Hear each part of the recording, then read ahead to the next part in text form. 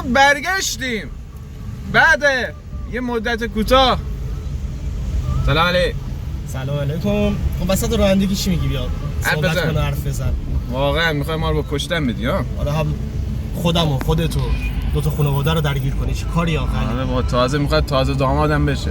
علی یه تازه داماد. دیش دیش دیش دیش. علی بعد از مدت‌ها افتخار دارم که توی ولاگت باشم. آره افتخار. آخرین بار اون بالا بودی داشتی از شرایط سیم کشی و اینا آره انتقاد میکردی دیگه. بعد اون نیومدی تو ولاگ دیگه. اصلا ورزشگاه نیومدم دیگه. مجبور بودم دفتر بمونم، بازی‌ها رو پخش کنم. ممنون ورود شدی. آره یه امروز حالا یه ولاگ ویژه داریم به مناسبت به هر حال تمرینی که امروز داماش داره. بعد از مدت‌ها اتفاقات عجیب و غریب. بریم خلاصه ببینیم که تمرین چه خبره. چه وضعیتی پیش اومد تو همین 2-3 هفته؟ کلانتری رفت، کلانتری اون نظر محمدی دوباره برگشت.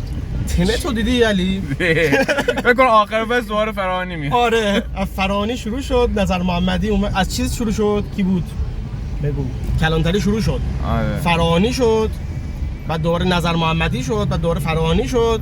کلانتری شد دوباره دیگه. فیلم تنت نولان شد. آخرش دوباره می‌بینیم آخر فصل دوباره آقای زحمتکش برگشته. آره. بعد دوباره هم کلانتری هم فراهانی یکی از بین اونا میاد. اصلا کلا وضعیتی محتمله. یهو دید آقای بهاروند یهو شد مالک. فیلم اینطوری نولانی شده خلاصه وضعیت داماش. امیدوارم که پایانش مثل فیلم‌های نولان نشه که برگردیم به هر حال لیگ 2 لیگ 3 و امیدوارم پایان باز داشته باشه مثل فیلم‌های اصغر فرهادی. آره. یعنی ادامه داشته باشه داستان. امیدوارم. عجب ابر نگاه چه عمقی داره. یا علی هوای برف.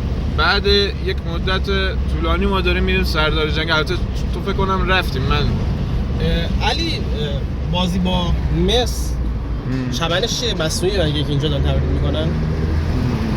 اطلاعی ندارم، نمیدونم. اطلاعی پیدا کردی بعداً در پیش بازی بهت. آره در جریان میذارم ملت. میتونی زیرنویس هم کنی اینجا. بله بله. یو یو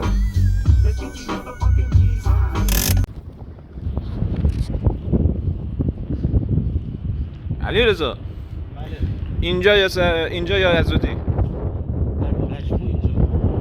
در مجموع. برخلاف نظر اکثریت. اکثریت متاسفانه رو قسمت نوستالژیکش زیاد. دلایل خوبی داره به هر حال اونجا. نقل عمومیش بهتره. آره برای تو پارک کردنش سخت‌تره. ولی آره مثلا پارکینگ نداره، بعد سطحش کامل نیست. به نظر موقعیت اینجا رو از دست داد.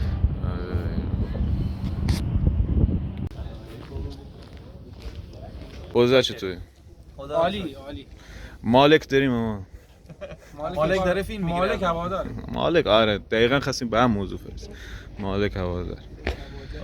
خب خداش. هم هوا خوبه هم جو تیپ. شما ترجیح دیدم ای بازی بکنیم یا عزادی؟ در حال حاضر من به نظرم هواداری اینجا بهتره چون اینجا داره. الان همه میگن که اونجا یه ذره بدیوم بوده برام، ولی خب عزادی من به نظر من بهتره. تو دل شهر عشق بیشتری داره.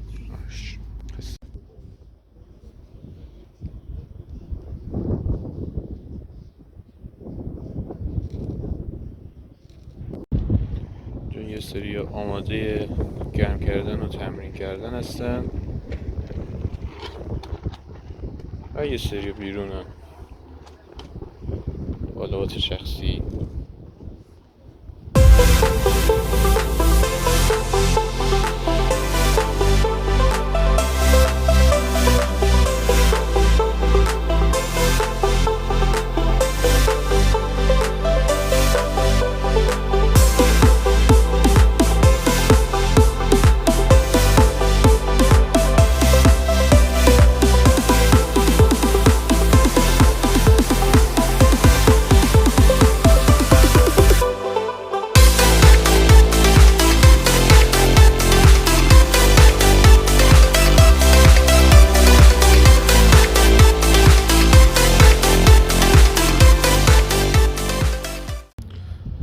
خب همونطور که دیدیم یه سری از بازیکن‌ها با لباس شخصی بیرون نشستن و صحبتی هست که اینه که یکی دو تا از اونا دارن بقیه بازیکن‌ها رو هم تحریک به اعتصاب میکنن که تمرین نکنن و به نظر من بهترین کار اینه که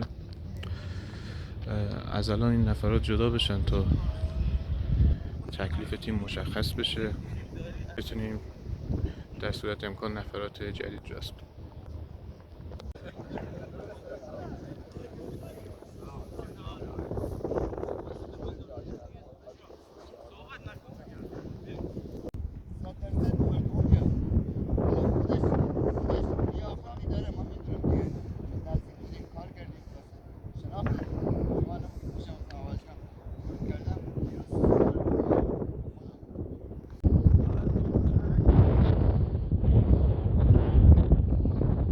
مالک نمیدونم، مالک ها هی میان تو رش خودشون رو میخوام مشهور کنم بذارم، میرم برای خود، این میاد اون کی میاد، این آقا اومده الان رفته واسه خودش، اصلا معلوم نیسته. شهرهای دیگه تیم امتیاز میخره، ما از زیر گروه لیگ 3 اومدیم بالا. خدا حیفه. امیدواریم که نیم فصل دوم نتیجه بگیریم و بتونیم بمونیم، امسال بمونیم حالا تا سال بعد. محمد مرکز آفرین.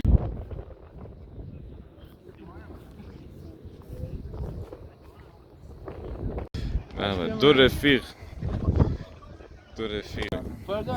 یا علی داری پشت باید صحبت کنم. پشت میخواد صحبت کنی؟ نه همینجا کات بزن پشت. دقایقی بعد پشت. اگر باهوش باشی یعنی شما میتونی رضا امیدی بگی به عنوان ترکی یا کجاست؟ بالاه؟ پایینه؟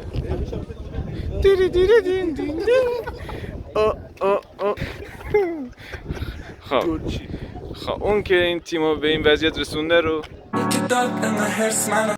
بله آره آقا مبین بله یکی دو نفر آخه نیست. یکیه بجز امین اسدالله پور، امین آسونویلو. آره موین اسدالله خودش هم ما به این روز افتاده یکی از دلایل اصلیش اینه که پژمان پاسکیابی مقصر اون نیست. نتیجه گیری نهایی آرما. نتیجه گیری که همین که تمرین شروع شده، خب خیلی تمرین شروع شده، ما نکته خوشحالیم مثبتیه و ما خوشحالیم، ولی خب یه سری از بازیکن‌ها به هر حال اعتصاب کرده بودن، هرچند اونها هم حق دارن، به هر حال پولی نگرفتن، زندگی خرج داره داشت. آره خب مشکلات من حالا یه ماه حقوق نگیرم از کار میام بیرون. آره مشکلات شخصی هم خب زیاد دارن به هر حال، به هر حال امیدواریم که یا مشکل بچه‌ها حل شه یا اگر نتونست حل بشه فسخ کنن و حداقل برن جایی که پول بگیرن. آره. بازی هم بکنن درست. آره و حالا به جاشون کسایی که با شرایط تیم میتونن کنار بیان حداقل بتونن بیان. امیدوارم به هر حال میگم مشکل جوری حل شه که کسی اینجا ضرر نکنه. ما به هر حال بعضی از همین بازیکن‌ها بچه‌های همین شهرن. آره بابا یه همه چی قلب ما واقعا راضی نیست که همه چی با گارد چیز و اینا نمیشه نگاه کرد. به هر حال خب حرفه است فوتبال. ما هر چی حالا بگیم مثلا حالا بعضیاشون زیادتر و این چیزا میگیرن از کسایی که کار عادی و اینا دارن، ولی خب به هر حال اونا باید درآمد دارن، خرج زندگی دارن. می‌دونی چه اینا بچهای فوتبالیست خانواده‌هاشون هم خیلی اوقات ازشون انتظارات بیشتری دارن. همین طرف فوتبالیسته مثلا تو لیگ 1 بازی میکنه، مثلا انتظارام با ازشون بالاست. یعنی درسته که درآمد ممکنه بالا باشه که نیست، ولی انتظارات هم ازشون به هر حال بالاست، یعنی هزینه‌هاشون هم بیشتره. دقیقاً. به حال قرارداد دیگه، هر بار قراردادی بسته میشه باید درستش اخلاقیش اینه که به قرارداد پایبند. متاسفانه فوتبال این کشور به این شکله که حتی شاید تو همون سطح برترش هم خیلی اوقات اون قراردادها اونجوری که باید پرداخت نمیشه. حالا ما یه بنده خدایی رو داشتیم پارسال، مالک این تیم بود که به هر بهانه‌ای برای اینکه قرارداد نره هی کسر می‌کرد. به این دلیل کسرم آخه بخواد بشه علی مثلا چه میدونم 40%، 50%، 60% یه چیزی رو داده بشه دیگه. الان خیلی پول کم گرفتن بنده خدا. درسته. من جریان میگم این جریان حالا بازیکن‌ها اعتصاب و اینا بخوایم بگذریم، ولی اینکه تمرین تشکیل شده به هر حال اتفاق خوبیه. باز باید منتظر خبرهای جدید بمونیم. حالا بر اساس شایعات میگن مالک ما توی دسته 3 آقای نصیری مثل اینکه قرار مخارج ادامه فصل و هنوز قطعی نیست علی، شایعه نیست، درسته. حالا ایشون توی لیگ 3 ولی قطعی نشده. توی لیگ 3 به لحاظ پرداختی فکر نکنم مشکلی داشت، ولی خب اون لیگ 3 بود. لیگ 3 اصلا بعضی قراردادها شاید به 100 هم نمیرسید. خیلی بحثش متفاوته. حالا میگم همینجا حالا در حال هنوز متحد نشدن ایشون، ولی امیدواریم که ایشون هم حالا امیدوارم حالا اگه ایشون نبود، حالا هر کی بود، آدمی بیاد که برای تبلیغات و حرف مفت و اینا نیومده باشه. نمونهش هم زیاد داشتیم دیگه تو این همین فصل همین فصل هم داشتیم. فقط هوچیگری و فقط عربد و آخر هیچ. آخرم این شد نتیجهش دیگه.